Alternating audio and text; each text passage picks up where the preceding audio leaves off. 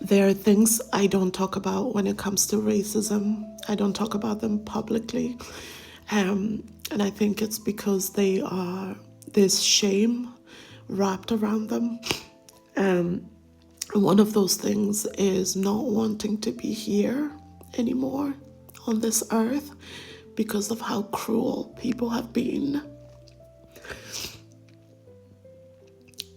And I was at a talk on Saturday, and the speaker, talked about Jason Arday, and I thought it was going towards what I needed the conversation to go towards, and that is the fact that racism kills.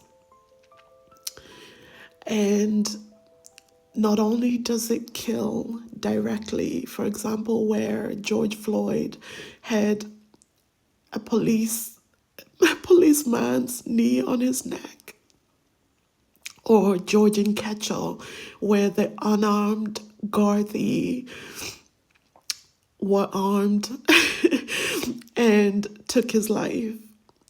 We know that. We know about Sandra Bland. We know about Tamir Rice. We know that. And it's horrific and it shocks us every time.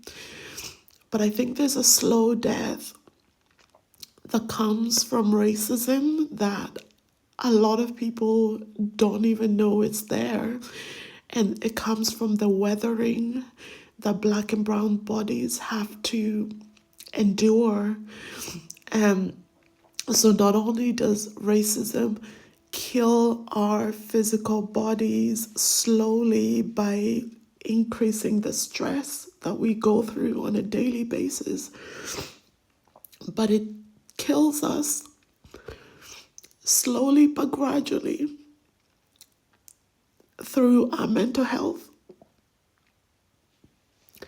And when I think of George and Ketchel, and when I think of Eve Sakila, who were both men with mental health issues, and I believe they had both come to Ireland at a really young age.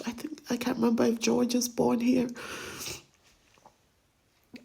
I'm not saying that racism was the only cause of their mental health issues, but I know that it was a big factor.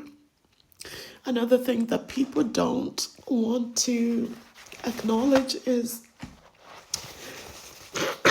and I've had this said to me, that, like Phil Lynott from Thin Lizzy, that, he didn't go through racism because my dad knew him and they went to school together and whatever. But he died at 36 years old from addiction. And do you know what causes addiction?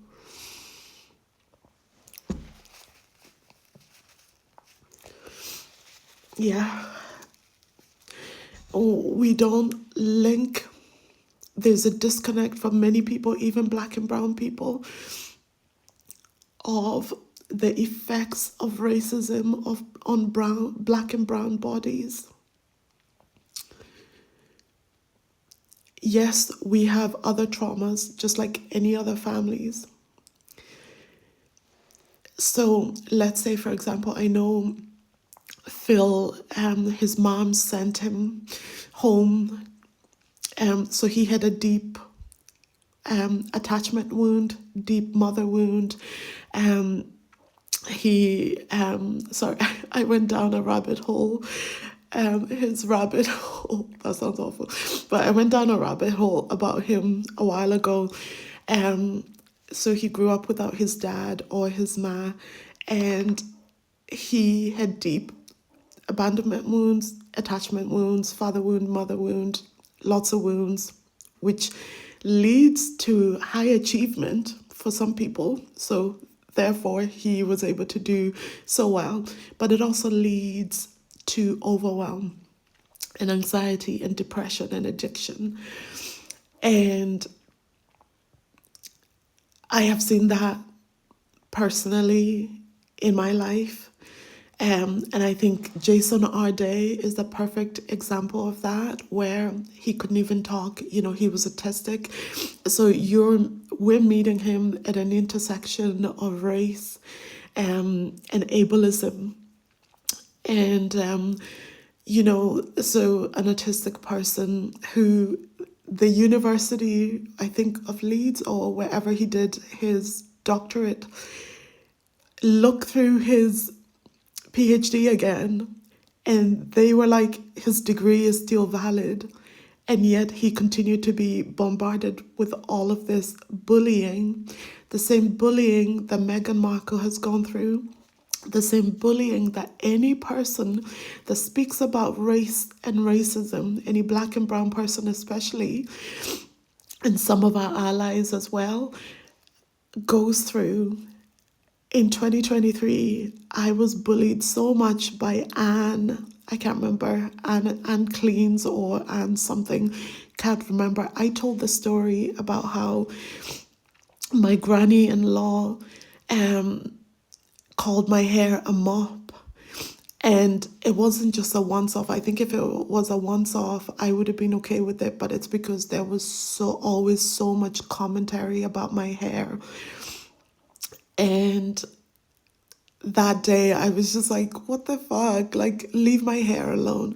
Anyway, she called my hair a mop, told the story, and decides, this older white British woman decides that that's offensive to her culture, the fact that I was offended that my hair was called a mop, and sent her millions of minions to bully me online. It got so dark for me. And that was just TikTok, nowhere else. So imagine your life's work. Your PhD is literally most people's life's work being criticized. And then not only are you being criticized by this one person, you're being criticized by millions others, and the mainstream media is aiding and abetting in that. There's a death that happens to black and brown people, and that is the death of our mental health in the face of constant bullying, because that's what racism is, in the face of constant narcissistic abuse. Something happens. There's a slow erosion of your worth, of your value, and then the helplessness comes. And I know it. I faced it so many times. I have wanted to die so many times. Not because of Anne. And Anne, yes, things got dark, but I was just like, no, that's a random stranger on the internet. But when racism came home, when racism happens on a daily basis and people are quiet, when good white people are quiet, people die. And not just good white people, but black and brown people too, because we have been programmed to not rock the boat. So a lot of my biggest criticism has come from black and brown people saying, oh, you talk about race too much, or just ignore them, you know why you're here. I don't know why the fuck I'm here. I moved here at 12 and I've heard that excuse for so long. And yes, there's probably going to be somebody in the comments being like, well, why don't you fucking leave? Well, I'm trying to fucking leave. When you get denied jobs based on your race constantly, when an employer looks at you and says you're too urban, something dies. And I don't care what anybody says. You cannot theorize racism. Racism kills. Jason Arday is dead, and probably many other black and brown people have died because of racism. They've taken their lives. Racism fucking kills.